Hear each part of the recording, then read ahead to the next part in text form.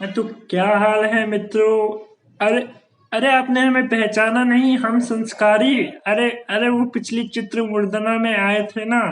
हाँ, गोबर कर दिए थे थोड़ा, पर स्टार्क भैया क्षमा कर दिए हमें। हाँ हाँ, तो स्वागत है आपका भैया, हमारे भैया के दूरदर्शी केंद्र विवरा समझाते हैं। मैं अरे स्टार्क भैया आ गए। अरे अरे तू फिर आ गया। भाई छोड़ दे, मुझे क्यों पीछे पड़ा है मेरे। हाँ हाँ भैया, जा रहे हैं। क्षमा कर दीजिए हमें, फिर से क्षमा क्षमा। अबे यार, ये संस्कारी भी ना। तो क्या हाल है दोस्तों, मैं हूँ स्टार्क एंड स्वागत है आपका। छोड़ दो यार, ये हो गया। इंट्रो करो यार।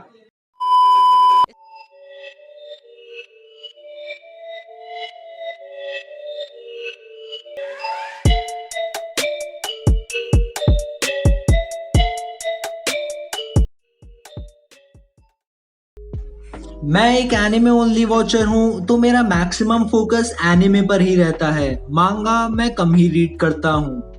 अब से कुछ महीने पहले जब एक टोक्यो रेवेंजर्स नाम के एनिमे की अनाउंसमेंट हुई, तो मांगा वाले पहले से ही हाइप हो गए। पर एनिमे ओनली को कोई आइडिया नहीं था कि उनके साथ क्या हादसा होने वाला था। तो ना ही टोक्यो रिवेंजर्स एक धमाकेदार एक्शन पैक्ड शोनेन सीरीज है जिसमें कोई फ्लैशी मूव्स और सीन्स हो, और ना ही पूरी तरह एक स्लाइस ऑफ लाइफ एनिमे है जो रोमांस और बाकी चीजों पर फोकस करे। ना ही इसमें सभी कैरेक्टर्स पे कोई सुपर पावर है, एक लौंडे को छोड़ के। बस हैं तो कुछ 9वीं से 12वीं कक्षाओं के लौंडे जो बाल सतरंगी करवा के इधर उधर गुंडागर्दी करते हैं और बाइकों पे गेड़ियां मारते हैं। नहीं, मैं छपरियों और टिकटॉकरों की बात नहीं कर रहा हूँ। ए ओ ओ ए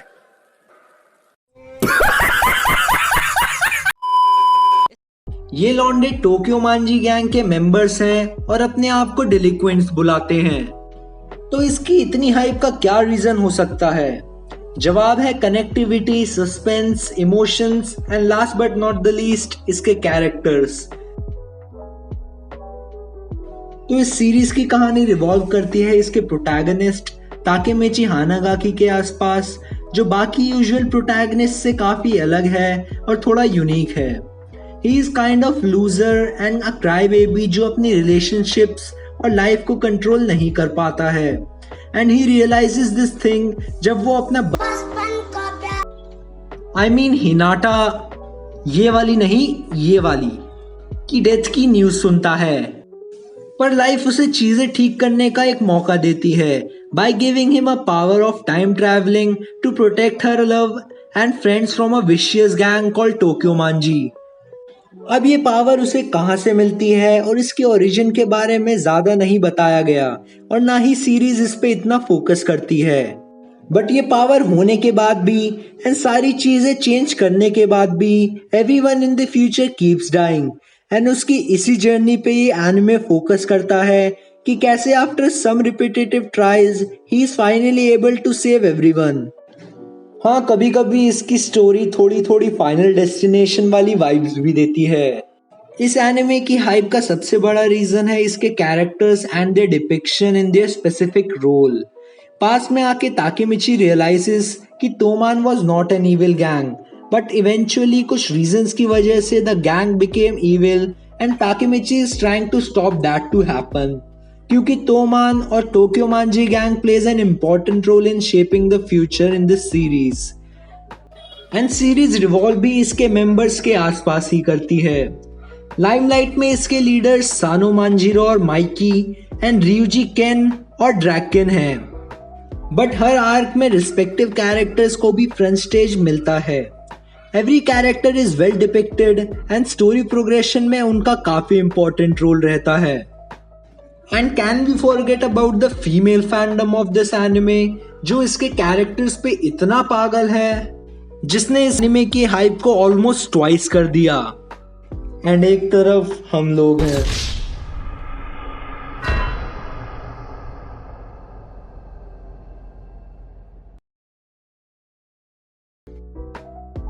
अब जैसा कि मैंने पहले बताया, ताकेमिची के साथ मेन दिक्कत ये है कि वो अपने पास्ट इवेंट्स को जैसे मर्जी चेंज कर ले, सारी चीज़ें तब भी ठीक से प्ले आउट नहीं करती एंड उन स्पेसिफिक कैरेक्टर्स की डेथ हर फ्यूचर में होती ही होती है। एंड ये सीरीज को एक काफ़ी अच्छी इमोशनल एंड सस्पेंस से भरी पेस प्रोवाइड करता है। मैं खुद इस एनिमे को स्किप करने वाला था और शायद ये मेरी जिंदगी की सबसे बड़ी भूल में से एक होती, पर मेरे ग्रुप के कुछ मांगा रीडर्स को हाइप होते हुए देख मैंने उनके रिकमेंडेशन पे ये सीरीज देखी and trust me, I am still thanking them for suggesting me this awesome series. आपको ये एनिमे एक बार जरूर देखना चाहिए। इसके कैरेक्टर्स की वजह से जो इतनी अच्छी तरह लिखे गए हैं, मैं क्या ही बताऊं। इसकी स्टोरी और प्लॉट की वजह से जो बाकी शोनेन से बहुत डिफरेंट है एंड ट्रूली एक यूनिक एक्सपीरियंस भी देती है। This anime is a journey of the main character to redeem himself as a person, emotionally, mentally, socially and थोड़ा बहुत फिजिकली। एंड हमें भी एक रीजन प्रोवाइड करती है to watch the anime and learn from it कि हमें अपनी लाइफ में सब कुछ सोच समझ के करना चाहिए। Life will not give us a second chance to redeem ourselves like Takemichi. बाकी इस बात को हम कितना ही नेग्लेक्ट कर लें, पर जब सीरीज में मेन कैरेक्टर नहीं बल्कि साइड कैरेक्टर्स ज्यादा कूल और स्ट्रॉन्ग दिखाए जाते हैं तो सीरीज अपने आप ही हिट हो जाती है। ये चीज मैं नहीं कह रहा, काफी सालों से ट्रेंड चलता आ रहा है एंड वो ही ये चीज आपको डिपिक्ट करके दिखा देंगे।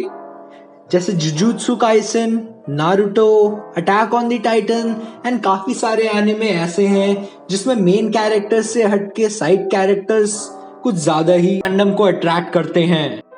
तो reason for the hype of this anime, despite the fact कि ये एक नॉर्मल लाइफ डिपिक्ट करता है, सारा क्रेडिट जाता है इसकी प्लॉट, इसकी स्टोरी, इसके कैरेक्टर्स और ऑथर की डिपिक्शन को। And comical twists in this anime are also placed at the very right time. So I would highly suggest you to watch this anime and I am sure that you will enjoy it. इस video की समाप्ति की घोषणा हम ये हैं। तो अगर आपको ये वीडियो अच्छी लगी हो तो please like and share. And हाँ मित्रों, अगर आप हमें ऐसी चित्र मुद्राओं में और देखना चाहते हैं तो वो लाल बत्ती दिख रही है ना नीचे, उसे दबा दे और उसे धूसर बना दे। और हाँ मित्रों, वो घंटे का बटन ना दबाना भूले, ठीक है ना। अच्छा हम चलते हैं। अरे अरे अरे सब चले गए क्या भैया? स्टार्क भैया, अरे संस्कारी भैया, अरे सब चले गए। हम आ रहे हैं दोस्तों अगली वीडियो में, ठीक है ना। सब्सक्राइब कर लो चैनल को अगर हमें देखना है तो।